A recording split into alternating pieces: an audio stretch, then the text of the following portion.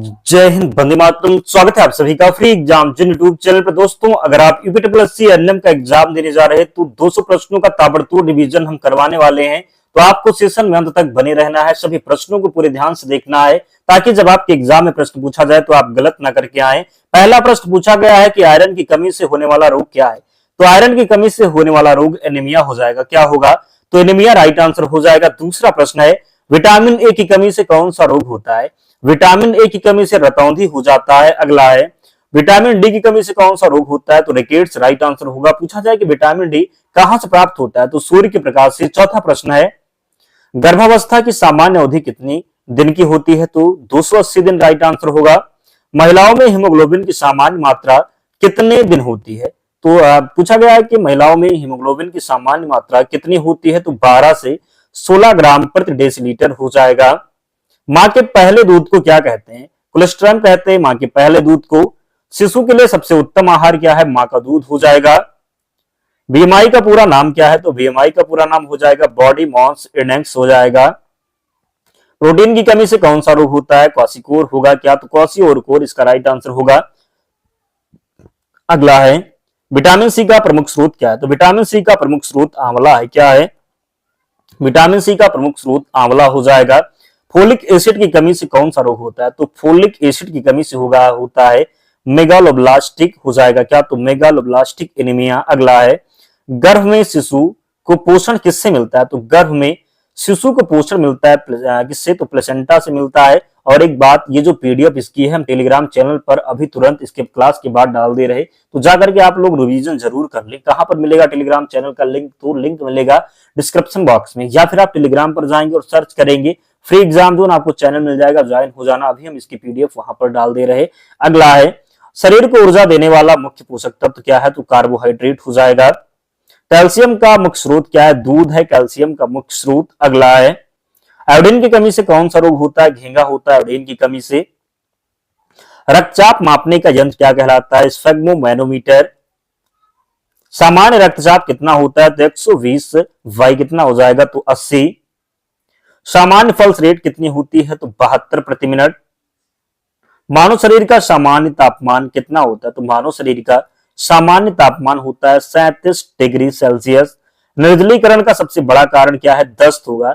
निर्जलीकरण का सबसे बड़ा कारण जो है ये क्या है। तो निर्जलीकरण का सबसे बड़ा कारण जो है ये दस्त है। क्या है? तो दस्त है।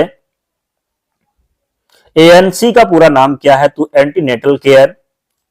पीएनसी का पूरा नाम पोस्ट नेटल केयर हो जाएगा। नवजात शिशु की अवधि कितने दिन की होती है। तो 0 से 28 दिन। कम जन्म वजन किसे कहा जाता है। तो जब क्या होगा, यानी कि 2.5 किलोग्राम से अगर कम है तो कम जन्म वजन कहा जाएगा। जन्म के समय शिशु को दिया जाने वाला पहला टीका बीसीजी है। प्रसव के बाद अत्यधिक रक्तस्राव को क्या कहते हैं। पीपीएच कहेंगे। गर्भावस्था में टीटी में कितने टीके लगाए जाते हैं। 2 टीके। केवल स्तनपान कितने महीने तक कराया जाता है। 6 महीने। शिशु मृत्यु दर को किससे मापा जाता है। आईएमआर।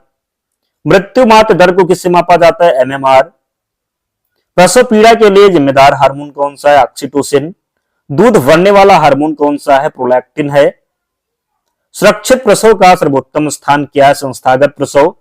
गर्भावस्था में न्यूनतम कितनी बार जांच जरूरी है। तो 4 बार। नवजात शिशु का सामान्य वजन कितना होता है। लगभग 3 किलोग्राम। जन्म के कितने समय के अंदर स्तनपान शुरू कर देना चाहिए। तो 1 घंटे के अंदर। प्रसव का तीसरा चरण क्या कहलाता है। प्लेसेंटा निष्कासन कहलाता है।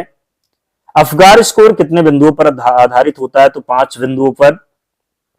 हाई रिस्क प्रेगनेंसी का अर्थ क्या है। जोखिम वाली गर्भावस्था। जन्म के बाद शिशु को विटामिन के क्यों दिया जाता है। रक्तस्राव से बचाव के लिए विटामिन के दिया जाता है, रक्तस्राव से बचाव के लिए। यूआईपी का पूरा नाम क्या है। तो यूनिवर्सल इम्यूनाइजेशन प्रोग्राम हो जाएगा। बीसीजी टीका किस रोग से बचाव करता है। बीसीजी टीका जो है ये टीबी से बचाव करता है। ओपीबी किस माध्यम से दिया जाता है। मुंह से दिया जाता है। खसरे का टीका किस उम्र में लगाया जाता है। तो खसरे का टीका लगाया जाता है 9 महीने की उम्र में। कब? तो 9 महीने। डीपीटी टीका कितने रोगों से बचाव करता है। 3 रोग से। हेपेटाइटिस बी किस अंग को प्रभावित करता है। यकृत को। एमआर टीका किन रोगों से बचाव करता है। खसरा और रूबेला। पेटावेलेंट टीका कितने रोगों से बचाव करता है। 5 रोग। विटामिन ए की पहली खुराक कब दी जाती है। 9 महीने। टीकों को सुरक्षित रखने की व्यवस्था क्या कहलाती है? Cold chain. टीकों को सुरक्षित रखने का तापमान कितना होता है? 2 से 8 डिग्री सेल्सियस। बीबीएम का उपयोग किस लिए किया जाता है? टीके की गुणवत्ता जांचने के लिए। टीका लगाने की सामान्य जगह कौन सी है? डेल्टाइड मांसपेशी। आईएम इंजेक्शन कितने डिग्री के कोण पर लगाया जाता है? 90 डिग्री। ओपीबी की कितनी बूंदे दी जाती हैं? 2 बूंदे। मातृ शिशु सुरक्षा कार्ड का उपयोग किस लिए होता है? टीकाकरण और स्वास्थ्य रिकॉर्ड के लिए। जन्म के समय हेपेटाइटिस बी की कितनी खुराक दी जाती है? 1 खुराक। विटामिन ए कुल कितनी बात करेंगे, विटामिन ए कुल कितनी खुराकें दी जाती है? 9 खुराक। जे टीका किस रोग से बचाव करता है? जापानी इंसेफ्लाइटिस। पोलियो उन्मूलन अभियान को क्या कहते हैं? Pulse polio. परिवार नियोजन का मुख्य उद्देश्य क्या है? जनसंख्या नियंत्रण। परिवार नियोजन का प्रतीक चिन्ह क्या है? लाल त्रिकोण। कॉपर टी कितने वर्षों तक प्रभावी रहता है? 10 वर्ष। पुरुष नसबंदी को क्या कहते हैं? वास्टोमी कहेंगे। महिला नसबंदी को क्या कहते हैं? तो महिला नसबंदी को ट्यूबेक्टोमी। बात करेंगे अस्थायी गर्भनिरोधक साधन कौन सा है? तो कंडोम हो जाएगा। माला एन क्या है? गर्भनिरोधक गोली है। आपातकालीन गर्भनिरोधक कितने घंटों के अंदर ली जाती है? 72 घंटे। आईयूसीडी कहां लगाया जाता है? गर्भाशय में। कंडोम से किससे बचाव होता है? तो यौन संचारी रोग और एचआईवी से। गर्भनिरोधक इंजेक्शन का नाम क्या है? तो डीएमपीए हो जाएगा। क्या? तो डीएमपीए होगा। एलएम विधि किस पर आधारित है? तो यह स्तनपान हो जाएगा। आईयूसीडी का सामान्य दुष्प्रभाव क्या है? तो अधिक रक्तस्राव। अगला है गर्भनिरोधक गोलियां कितने दिन ली जाती है? तो 21 दिन। एक बात कहेंगे, इतना तेज आप स्वयं रिवीजन नहीं कर पाएंगे, बस आपको सुनना है, आपको डबल स्पीड करने की जरूरत भी नहीं पड़ेगी। अगर आप सेंटर के बाहर खड़े हैं, कहीं भी हैं, रास्ते में है, तो आप लोग बस लगा लीजिए और सुनते चले जाइए, टाइम भी नहीं लगेगा और आपका रिवीजन भी हो जाएगा। नसबंदी के बाद कितने दिन आराम करना चाहिए? तो 7 दिन। मलेरिया किस मच्छर से फैलता है? मादा एनाफ्लीज। डेंगू किस मच्छर से फैलता है? तो एडीज हो जाएगा। टीबी किस माध्यम से फैलता है? तो हवा के द्वारा। टीबी जो है ये किसके माध्यम से फैलता है? टीबी फैलता है हवा के द्वारा। एचआईवी कैसे फैलता है? असुरक्षित यौन संबंध से। एचआईवी कैसे फैलेगा? तो असुरक्षित यौन संबंध से। दस्त से मृत्यु का मुख्य कारण क्या है? निर्जलीकरण। ओआरएस में मुख्य घटक क्या होते हैं? नमक और चीनी। टाइफाइड किस जीवाणु से होता है? साल्मोनेला हो जाएगा। हैजा का कारण क्या है? Vibrio cholerae. कुष्ठ रोग का कारण क्या है? Mycobacterium leprae. स्वाइन फ्लू किस वायरस से फैलता है? H1N1। कोविड-19 किस प्रकार का रोग है? वायरल रोग है। टीबी की जांच किससे की जाती है? स्पुटम जांच से।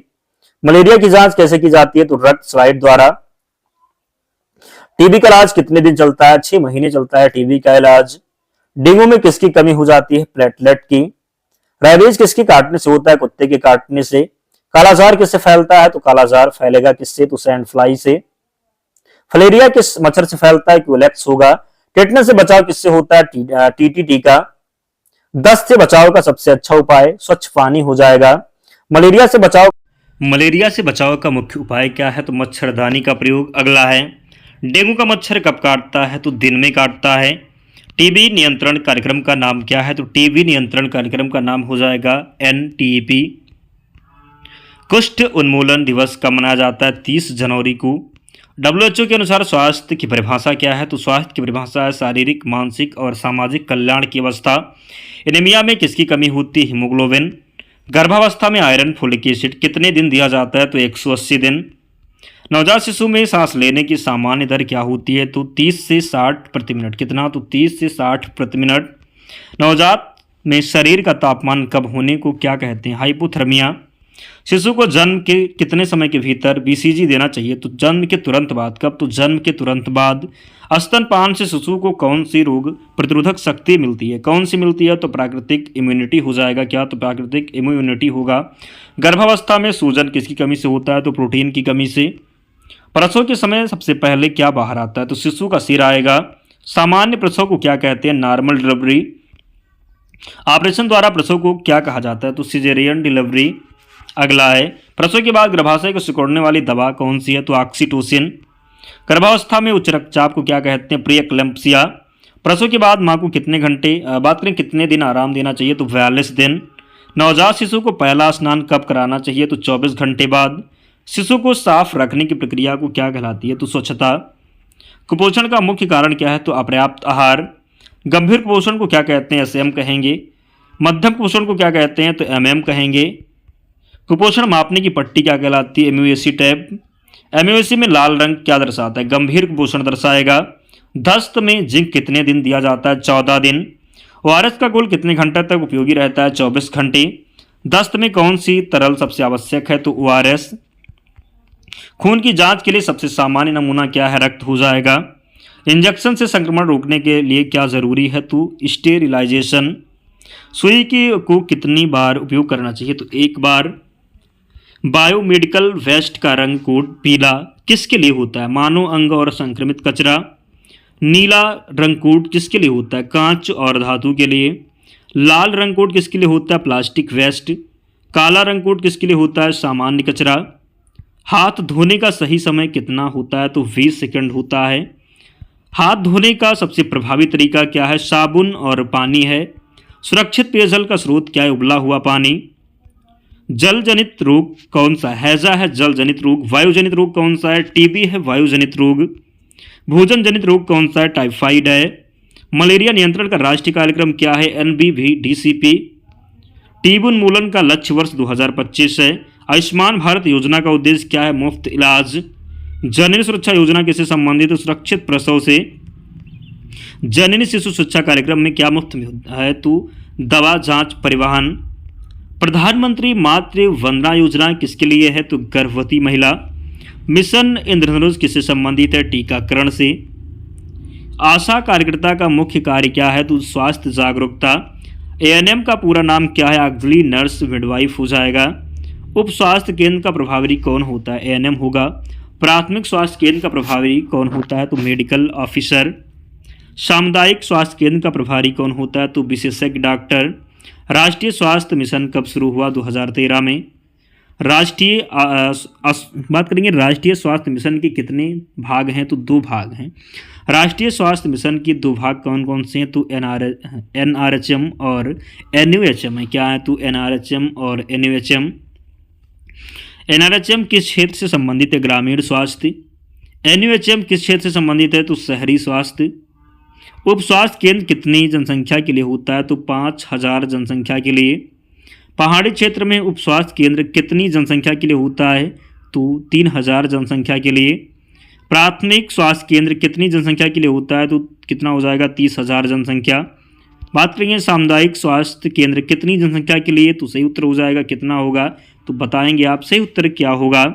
20,000 हो जाएगा। अगला है ग्राम स्वास्थ्य स्वच्छता एवं पोषण दिवस कब मनाया जाता है? तो हर महीने मनाया जाएगा। VHSND का उद्देश्य क्या है? स्वास्थ्य और पोषण सेवाएं। आशा दिवस कब मनाया जाता है? हर महीने। ANM कितने गांवों को कवर करती है? तो लगभग 5 गांव।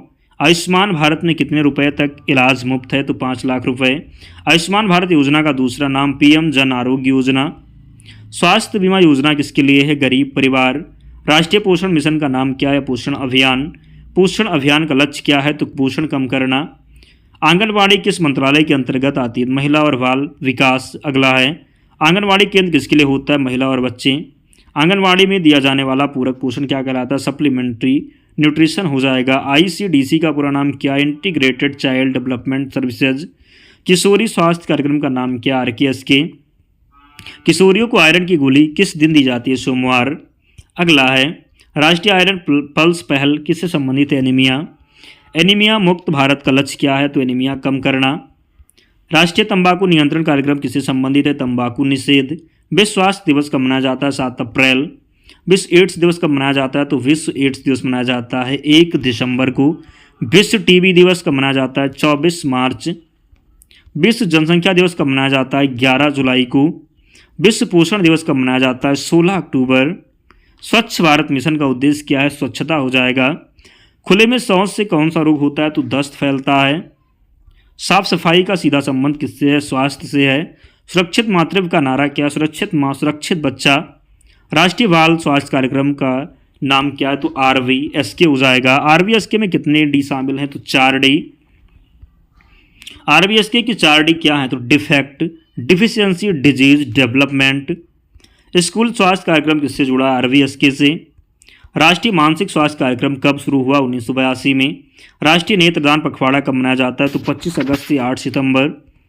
परिवार नियोजन दिवस कब मनाया जाता है? 11 जुलाई। राष्ट्रीय चिकित्सक दिवस कब मनाया जाता है? 1 जुलाई। विश्व नर्स दिवस कब मनाया जाता है? 12 मई। एएनएम का मुख्य कार्य क्या है? तो मातृ शिशु स्वास्थ्य सेवा। उप स्वास्थ्य केंद्र में प्रसव कौन कराता है? तो एएनएम का कार्य क्षेत्र क्या है? गांव स्तर। स्वास्थ्य शिक्षा का उद्देश्य क्या है? तो व्यवहार परिवर्तन। प्राथमिक रोकथाम किससे संबंधित है? रोग से पहले बचाव। द्वितीयक रोकथाम किससे संबंधित है? शीघ्र पहचान से। तृतीयक और रोकथाम किससे संबंधित? तृतीयक रोकथाम संबंधित उपचार और पुनर्वास से 200 प्रश्नों का हमने ताबड़तोड़ रिवीजन करवा दिया। तो अगर आपने वीडियो लाइक नहीं किया तो लाइक ज़रूर कर दें, हमने काफ़ी मेहनत की है आपके लिए। तो चैनल ज़रूर सब्सक्राइब करना है। पीडीएफ अभी तुरंत मिल जाएगी। कहाँ पर? तो टेलीग्राम चैनल का लिंक डिस्क्रिप्शन बॉक्स में है, या फिर आप टेलीग्राम पर जाएंगे, सर्च कर लेंगे फ्री एग्जाम जोन, जुड़ जाना। पीडीएफ वहाँ पर प्रोवाइड करवा दी जाएगी। तो आप सभी को आपके एग्ज़ाम के लिए बहुत बहुत शुभकामनाएं। आप लोग अपने एग्ज़ाम में अपना बेस्ट दीजिएगा, निश्चित ही आपको सफलता प्राप्त होगी। तो मिलते हैं नेक्स्ट वीडियो में, तब तक पढ़ते रहिए, ध्यान रखिए अपना, स्वस्थ और सुरक्षित रहिए। जय हिंद।